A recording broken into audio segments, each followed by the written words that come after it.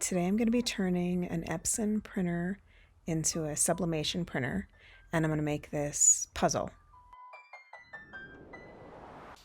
Here's what you'll need: an Epson printer, sublimation ink, sublimation paper, a heat press, butcher paper, heat resistant tape, and a sublimation blank.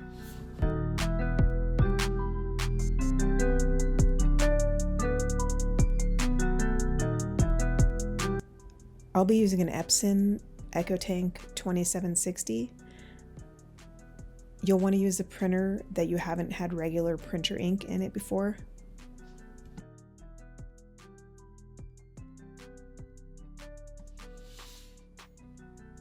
I'm going to be filling it up with Printer's Jack ink. I looked it up and it has good reviews and it was reasonably priced. The version that I purchased came with syringes, so filling it is pretty tedious.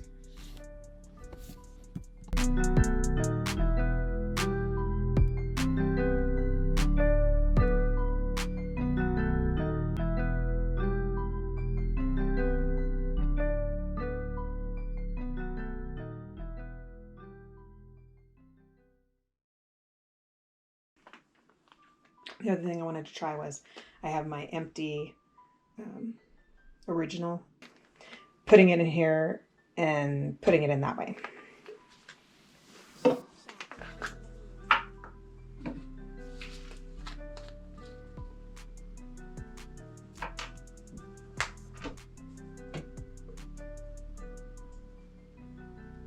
Oh, living dangerously here.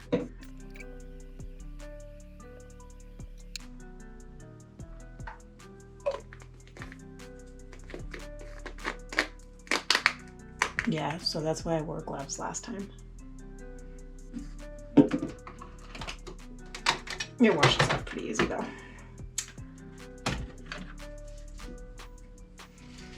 Okay, so now you can just tip it over and set it in there. You can kind of hear it going in.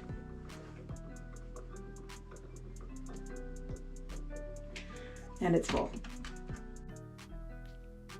So of the two methods for filling the ink, I definitely prefer the second one. The syringes were just pretty tedious, and this one was much quicker, and next time I won't spill it. So now that the sublimation ink is in the printer, you'll need to go through the setup, and it'll take about 10 to 15 minutes to get the printer up and running. So while my printer's finishing setting up, I'm going to go ahead and set up my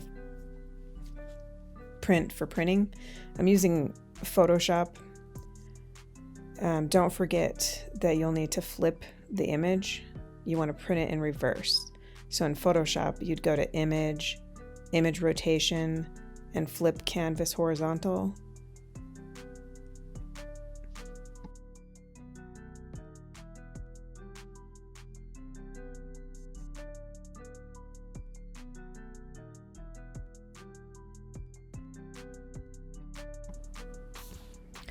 So the settings that worked best for me are setting it with the media set as photo and the quality set as best.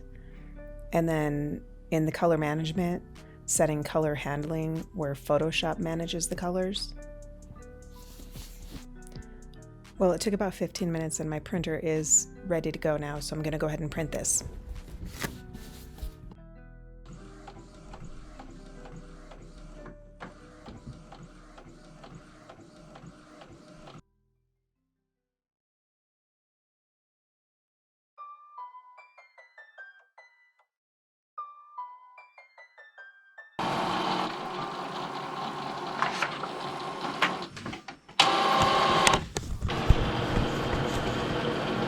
And this does look a little faded, and it's supposed to, but it's not going to look that way on the puzzle.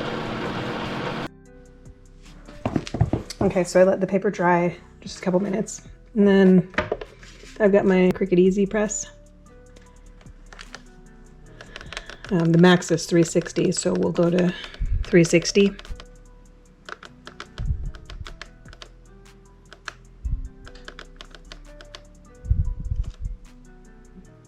for 80 seconds and just wait for it to warm up. In the meantime, we can get this ready. So print side up.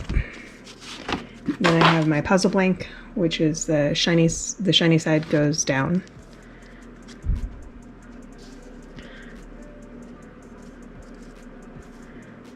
And this is a heat pad.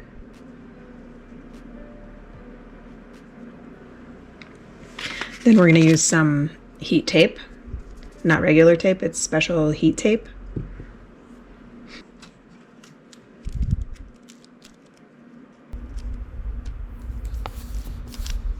So you just want to put a little piece on each corner. It's just to hold it in place.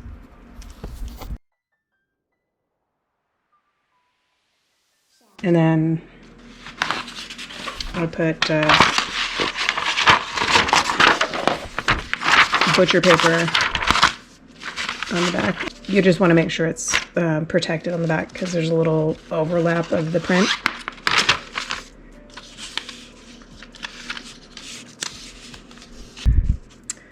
And I put one here too in case it goes through. So the Cricut press is smaller than the width of the puzzle. So I'm going to do half and then half.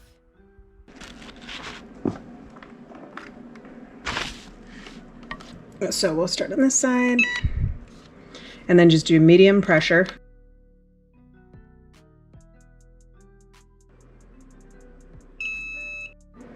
Okay, now I'm going to go to the other side and do the same thing.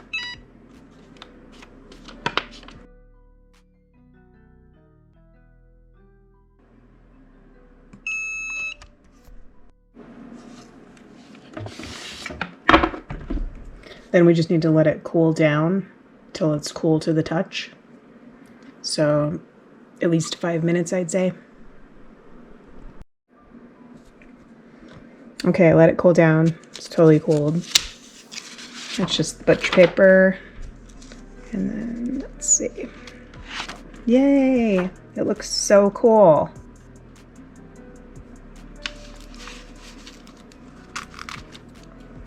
So that's it.